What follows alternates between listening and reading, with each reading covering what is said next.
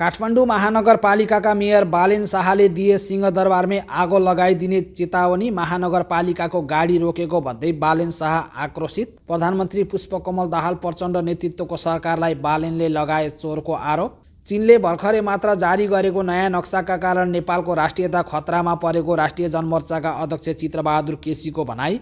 माओवादीको सरकार बनेपछि देशमा भ्रष्टाचार निर्मूल हुँदै गएको प्रधानमन्त्री पुष्पकमल दाहाल प्रचण्डको भनाई। र काठमाडौँ महानगरपालिकाको फोहोर व्यवस्थापन गरिने बन्चारे डाँडावासीलाई व्यवस्थापन गर्ने प्रधानमन्त्री पुष्पकमल दाहाल प्रचण्डको आश्वासन।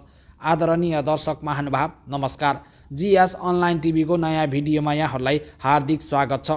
काठमाडौँ महानगरपालिकाका मेयर बालेन शाहले सामाजिक सञ्जाल मार्फत सिंहदरबारमा आगो लगाइदिने चेतावनी दिएका छन्।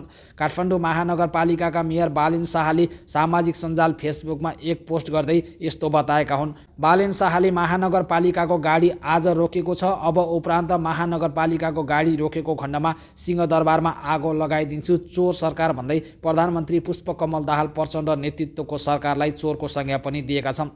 होइन, कुन कुन नेताहरूले म आगो हुँ नचलाऊ भन्थे, वास्तविक आगो चाहिँ बालेन शाह रहेछन् कि। यहाँ हेर्नुहोस् त, यहाँ युवाको जोस र जाँगर र युवाले बोलेपछि कतिसम्म थर्काउँदो रहेछ भन्ने कुरा बालेनले आज भनेका छन्। आजको लागि केही भएन, भोलिबाट हाम्रो महानगरपालिकाको कुनै पनि गाडी सरकारबाट रोकियो भने सिंहदरबारमा आगो लगाइदिन्छु। याद राख, चोर सरकार भनेका छन् उनले, चोर सरकार पनि भनेका छन् कि। किनकि बारम्बार यो सरकारले बालेनलाई ढाँटिरहेछ के। पहिला त्यो उनीहरूको गठजोड काचाकुचुक गरे जस्तो मात्रै सरकार, स्थानीय नगरपालिका अनि अदालत यो सबैतिर मिलो मतो गर्ने अनि चाहिँ खाने पिउने र जनताका कुनै कामै नगर्ने त्यो थियो नि। त्यही कुरालाई अहिले बालेनले तोडिरहेछन् र उनले हेरिरहेछन्। कहिले अदालतसँग आक्रोशित हुन्छन्, कहिले सरकारसँग आक्रोशित हुन्छन्। अब आज महानगरपालिकाका गाडीहरू चाहिँ सायद सिंहदरबारमा रोकिए होलान्। त्यो काम गर्न जाने मान्छेहरूलाई, नगरपालिकाका कर्मचारीहरूलाई दुष्व्यवहार गरे होलान्, दुर्व्यवहार गरे होलान् चोकमा, गेटमा, होइन। त्यो डिटेल त अझै आउन बाँकी छ, आउला। तर 2 घण्टामा बालेन शाहको यहाँ पोस्ट हेर्ने हो भनेदेखि अब 2,37,000ले लाइक गरिसकेको र 75,000ले कमेन्ट गरेको छ 2 घण्टाकै बिचमा। झट्ट हेर्दा त 100% जनता बालेनसँगै छन् कि जस्तो पो यहाँ देखिन्छ कि। त्यसकारण साथी हो, अब सरकार पनि म आगो हुँ, म देखाउँछु, बर्खा सकिएपछि आँधी हुन्डरी ल्याउँछु भन्नेतर्फ भन्दा पनि आफ्नो काममा आँधी हुन्डरी ल्याउँ है। अब अहिले चाहिँ महानगरपालिकासँगको यो के हो, बारम्बारको चाहिँ धोखाधडी अथवा चाहिँ बारम्बार दुःख दिएको कुरा। जनताको नजरमा त यहाँ त बालेन त गल्ती देखिँदैनन्, उनलाई त काम गर्न नदिएको जस्तो देखिन्छ। ल, सत्य तथ्य के हो, तर पनि बालेनलाई जनताले अहिले चाहिँ स्यालुट ठोकेका छन्। अब हामीले त्यो कुरा चाहिँ भुल्न मिल्दैन। सरकार राम्ररी चलोस्, बालेनको अगाडि अन्तिममा झुक्ने भनेको सरकारले नि हो है। यो पनि प्रष्ट भए हुन्छ, किनकि जनता बालेनसँग छन्। बालेन शाहले सामाजिक सञ्जालमा के कारणले गाडी रोकिएको भनेर जानकारी नगराएको भए तापनि कान्तिपुरले भने काठमाडौँ महानगरपालिकाको मेयर बालेन शाहको श्रीमती चढेको गाडी ट्राफिक प्रहरीले रोकेका कारण बालेन शाहले सिंहदरबारमा आगो लगाइदिने धम्की दिएको बारे समाचार लेखेको छ। कान्तिपुरका अनुसार शनिबार राति 9 बजेतिर बालकुमारीबाट तिनकुनेतर्फ आउँदै गरेको सेतो नम्बर प्लेटको गाडी कोटेश्वर ट्राफिक प्रहरीले रोकेपछि बालेनले सिंहदरबार जलाइदिने धम्की दिनुका साथै सरकारलाई चोर समेत भनेका छन्। महानगरले चलाउने गरेको उक्त गाडीमा मेयर शाहको पत्नी चढेको कोटेश्वरमा खटिएका ट्राफिक प्रहरीले बताएका छन्। श्रीमती चढेको गाडी ट्राफिक प्रहरीले रोकेको घटनामा आधा घण्टापछि मेयर बालेन शाहले सामाजिक सञ्जाल मार्फत सिंहदरबार जलाइदिने धम्की दिएका थिए। बिदाको दिन सरकारी गाडी चलाएको र तीव्र गतिमा चलाएको देखेपछि ट्राफिक प्रहरीले बढीमा 3 मिनेट रोकेर कागजात मागेको सडकमा खटिएका प्रहरीले बताएका छन्। आफ्नो श्रीमती चढेको गाडी रोकेपछि बालेनले काठमाडौँका सिडिओ जितेन्द्र बस्नेतलाई समेत फोन गरेर यसबारेमा जानकारी गराएका थिए। यद्यपि सामाजिक सञ्जालमा मेयर बालेन शाहको उक्त पोस्टले गर्दा यति बेला देशैभरि हङ्गामा मचिरहेको छ।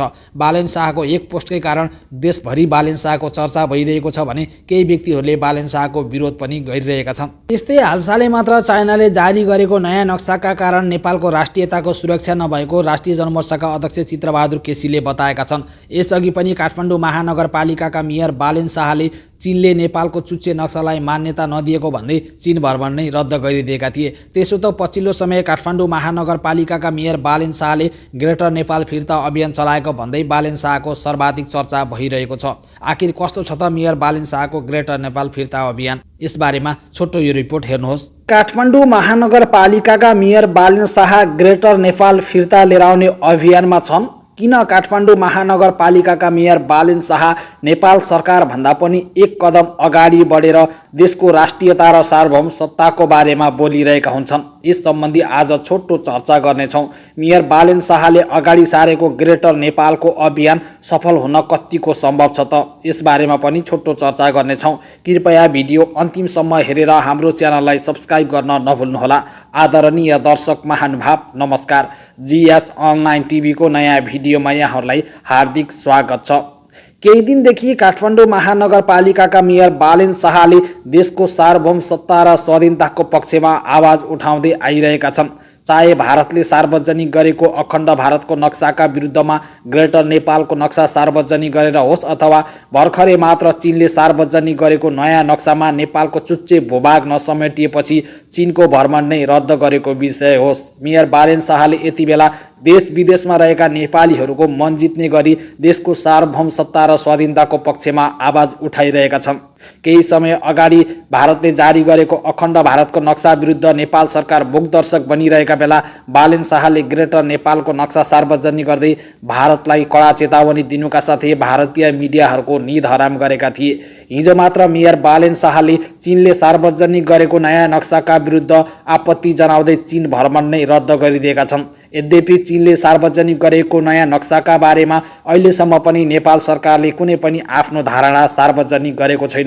छिमेकी राष्ट्र भारत, म्यानमार, मलेसिया, जापान लगायतले चीनको उक्त नक्साको विरोध गरिरहँदा नेपाल सरकारले अहिलेसम्म आफ्नो धारणा सार्वजनिक गरेको छैन भने चुच्चे नक्साप्रति नेपालको धारणा के हो त्यो पनि अझै सार्वजनिक भइसकेको छैन। नेपालको संसदले पास गरेको चुच्चे नक्सालाई यति बेला भारत र चीन दुवै मुलुकले मान्यता दिएका छैनन्।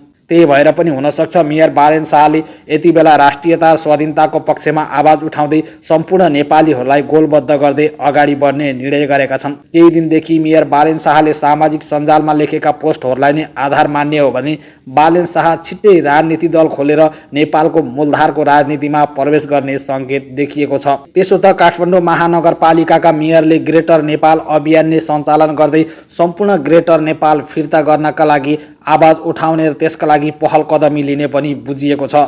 बालेन शाहको पछिल्लो गतिविधिलाई अनुमान गर्ने हो भने पक्कै पनि काठमाडौँ महानगरपालिकाका मेयर बालेन शाहले ग्रेटर नेपाल अभियान अगाडि बढाउनेछन्। यदि बालेन शाहले ग्रेटर नेपालको अभियान अगाडि बढाए भने अधिकांश युवा पुस्ता बालेन शाहको समर्थनमा हुनेछन्। यति बेला नेपालका मूलधारका राजनीति अथवा ठुला भनिएका राजनीतिक दल एमाले, काङ्ग्रेस र माओवादी लगायतका दलहरूले राष्ट्रियता र स्वाधीनताको पक्षमा मूकदर्शक बन्ने गरेको भए तापनि मेयर बालेन शाहले राष्ट्रियता र स्वाधीनताको पक्षमा कडा आवाज उठाउँदै आइरहेका छन्। यसरी मेयर बालेन शाहले पछिल्लो समय चालेको कदा कदमप्रति यहाँहरूको धारणा के छ? कृपया आफ्नो धारणा तल कमेन्ट बक्समा लेखिदिनुहोला। प्रधानमन्त्री पुष्पकमल दाहाल प्रचण्डले प्रचण्ड नेतृत्वको सरकारले इतिहासमा नै सम्झिने गरी सामाजिक र न्यायको क्षेत्रमा काम गरेको बताएका छन्। जनतासँग माओवादी विशेष रूपान्तरण 3 महिने अभियानको भर्चुअल उद्घाटन गर्दै प्रधानमन्त्री पुष्पकमल दाहाल प्रचण्डले आफ्नो नेतृत्वको सरकारले इतिहास लेख्दै गरी सामाजिक न्याय र सुशासनको पक्षमा कैयौँ काम गरेको बताएका छन्। सरकारले इतिहासले नै सम्झिने गरी कैयौँ साहसिक र जनपक्षीय कामहरू अगाडि बढाइरहेको छ। एकपछि अर्को गर्दै सरकारबाट अघि सारिएका कामले जनतामा राजनीति र व्यवस्थाप्रति नै विकास हुँदै गएको निराशा चिरेर आशा र भरोसाको वातावरण सिर्जना गरेको पनि प्रधानमन्त्री पुष्पकमल दाहाल प्रचण्डले बताएका छन्। त्यस्तै प्रधानमन्त्री पुष्पकमल दाहाल प्रचण्डले काठमाडौँको फोहोर व्यवस्थापन गरिने बन्चारे डाँडावासीको समस्याप्रति पनि सकारात्मक देखिएका छन्। प्रधानमन्त्री पुष्पकमल दाहाल प्रचण्डले बन्चारे डाँडावासीसँग छलफल गर्दै आफूहरू उक्त समस्याको बारेमा जानकार रहेको र छिट्टै समस्या समाधान गर्ने जानकारी समेत दिएका छन्। यद्यपि काठमाडौँ महानगरपालिकाले भने पटक पटक केन्द्र सरकारले यसबारेमा सहयोग नगरेको आरोप लगाइरहेको छ। काठमाडौँ महानगरपालिकामा मेयर बालेन शाह निर्वाचित भएर आइसकेपछि केन्द्र सरकारले फोहोर व्यवस्थापनमा सहयोग नगरेको भन्दै पटक पटक सामाजिक सञ्जाल मार्फत नै सरकारको चर्को आलोचना समेत गर्दै आइरहेका छन्। यसै सिलसिलामा हिजो मात्र काठमाडौँ महानगरपालिकाका मेयर बालेन शाहले सिंहदरबार नै जलाइदिने धम्की दिएका थिए। पछिल्लो समय प्रधानमन्त्री पुष्पकमल दाहाल प्रचण्ड नेतृत्वको सरकारले गरेको काम र काठमाडौँ महानगरपालिकाका मेयर बालेन शाहले गरेको कामप्रति तपाईँहरूको धारणा के छ? कृपया आफ्नो भनाइ तल कमेन्ट बक्समा लेखिदिनुहोला। आजको भिडियोबाट बिदा हुन चाहन्छौँ। हस्त नमस्कार, धन्यवाद।